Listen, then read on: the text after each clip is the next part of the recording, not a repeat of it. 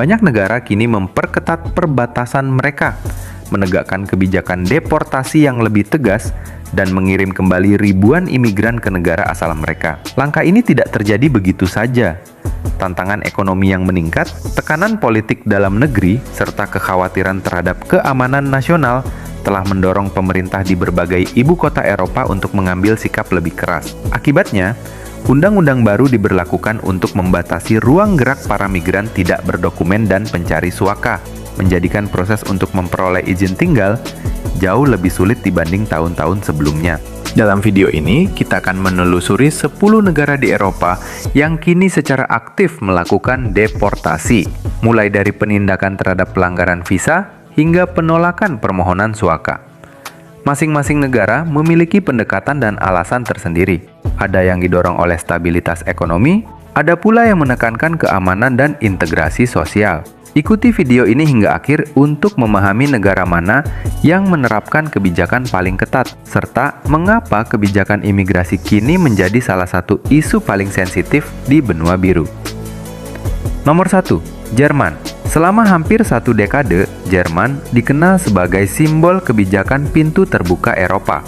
Pada masa krisis migrasi 2015, Berlin menjadi tujuan utama bagi jutaan pengungsi dari Suriah, Afghanistan, dan kawasan Timur Tengah lainnya.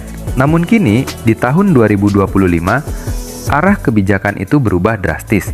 Pemerintah Jerman memperketat aturan imigrasi secara menyeluruh. Deportasi dilakukan dalam skala yang jauh lebih besar dibanding tahun-tahun sebelumnya. Para pencari suaka yang permohonannya ditolak, serta imigran dengan catatan kriminal, kini menjadi prioritas utama untuk dipulangkan. Di Berlin, kebijakan baru diberlakukan dengan tegas, menyasar warga migran dari Afrika Utara, Timur Tengah, dan Asia Selatan, yang dianggap memiliki tingkat pelanggaran izin tinggal tertinggi. Langkah ini merupakan bagian dari strategi nasional untuk menekan jumlah pendatang tidak berdokumen. Pemerintah menindak tegas masa tinggal ilegal dan visa yang telah kedaluarsa. Sementara, perjanjian kerjasama dengan negara asal seperti Afghanistan dan Suriah kini memungkinkan deportasi dilakukan lebih cepat. Menurut laporan Kementerian Dalam Negeri Jerman, hingga pertengahan tahun 2025 telah tercatat lebih dari 12.000 deportasi, dan angka ini diperkirakan akan mendekati 25.000 kasus hingga akhir tahun. Sementara itu, jumlah permohonan suaka baru turun hingga 45% dibanding tahun sebelumnya, menunjukkan penurunan minat sekaligus meningkatnya efisiensi penolakan di tingkat administratif. Pemerintah berpendapat bahwa langkah ini perlu dilakukan untuk menjaga stabilitas ekonomi, integrasi sosial, dan keamanan nasional. Nomor 2, Prancis. Pada tahun 2025, Prancis menghadapi babak baru dalam kebijakan imigrasi.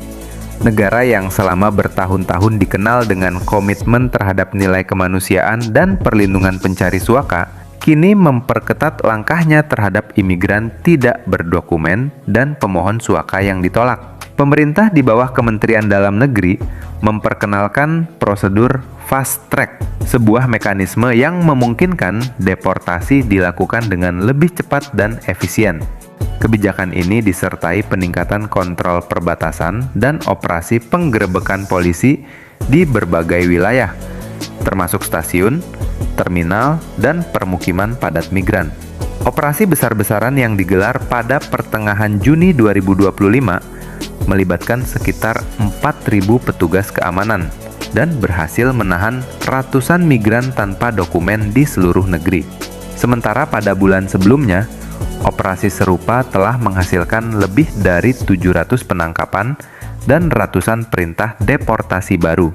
Menurut laporan resmi Kementerian Dalam Negeri, angka deportasi meningkat sekitar 27% dibandingkan tahun sebelumnya, sebuah lonjakan signifikan yang mencerminkan arah baru kebijakan Prancis terhadap imigrasi. Fokus utama pemerintah bukan hanya pada status keimigrasian, tetapi juga pada keamanan nasional. Mereka yang dituduh terlibat dalam aktivitas kriminal, radikalisasi, atau pelanggaran izin tinggal menjadi target utama penegakan hukum.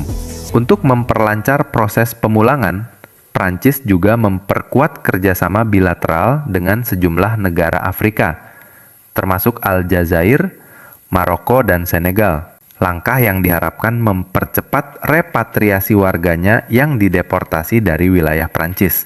Menteri Dalam Negeri Prancis menegaskan bahwa kebijakan ini merupakan langkah penting untuk melindungi stabilitas ekonomi, integrasi sosial, dan keamanan nasional.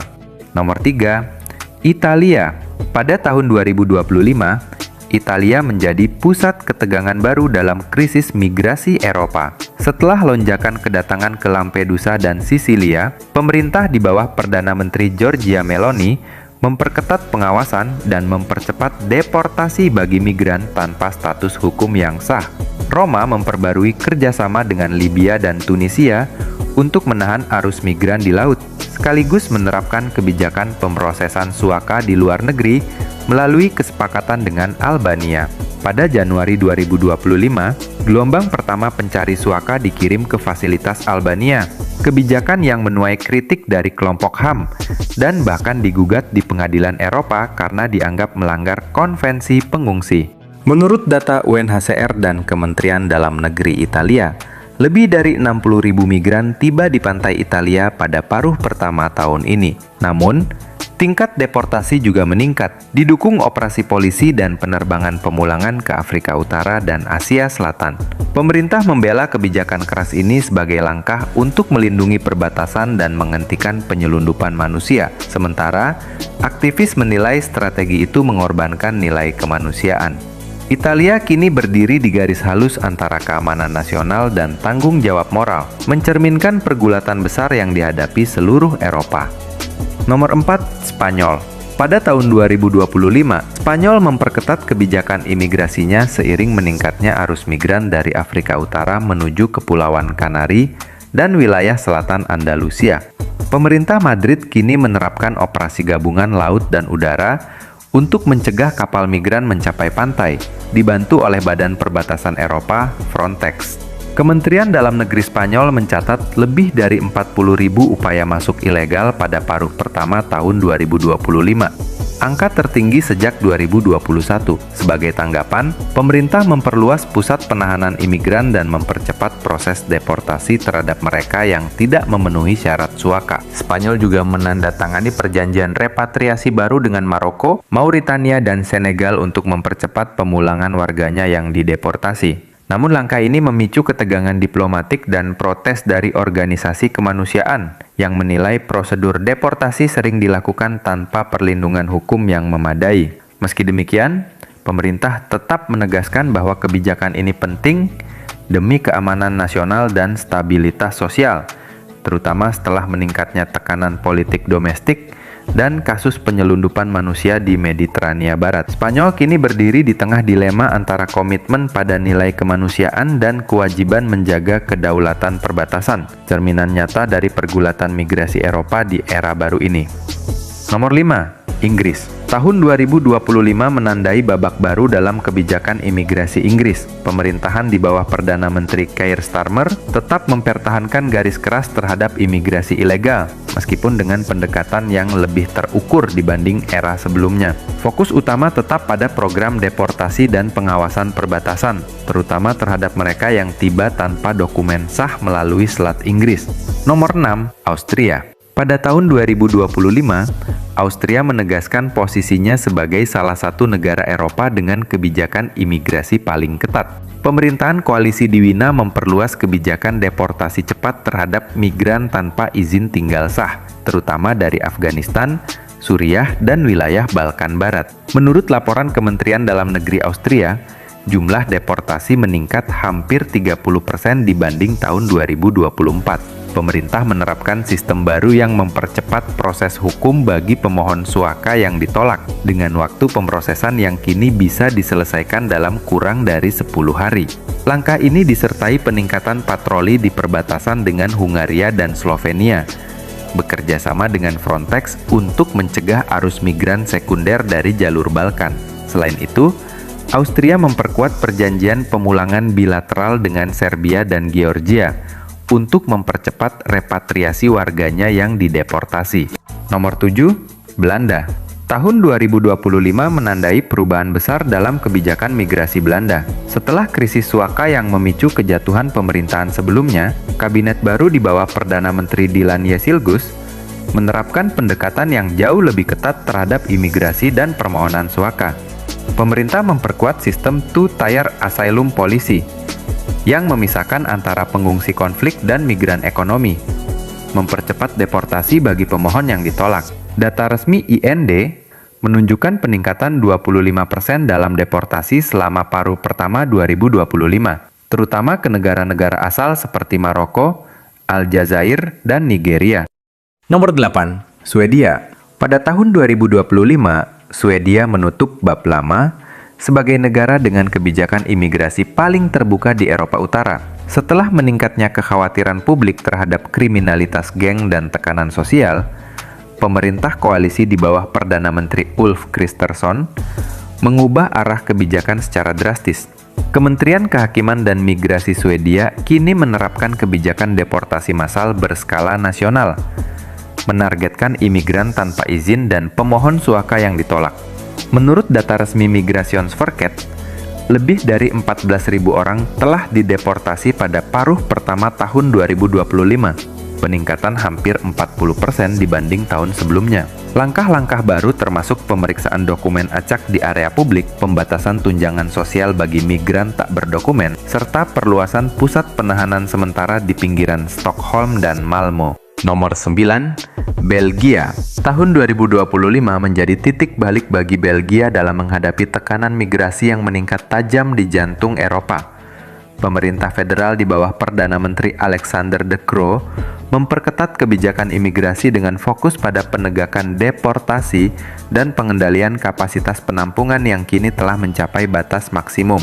Menurut laporan resmi Kementerian Dalam Negeri Belgia, lebih dari 85.000 permohonan suaka tercatat sepanjang tahun 2024, angka tertinggi dalam 2 dekade terakhir.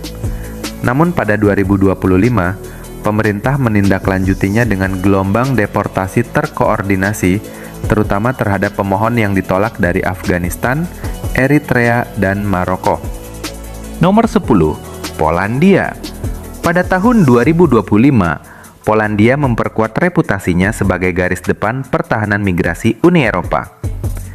Di bawah pemerintahan Donald Tusk, negara ini terus menegakkan kebijakan perbatasan yang keras, terutama di sepanjang perbatasan timur dengan Belarus, yang selama 2 tahun terakhir menjadi jalur utama migran dari Timur Tengah dan Afrika menuju Eropa. Menurut data Kementerian Dalam Negeri Polandia, lebih dari 16.000 upaya penyeberangan ilegal tercatat sejak awal tahun, dengan peningkatan signifikan pada musim semi. Sebagai respons, pemerintah memperluas zona larangan masuk militer di area perbatasan Podlaski dan memperkuat pagar baja setinggi 5 meter yang dibangun sejak 2022.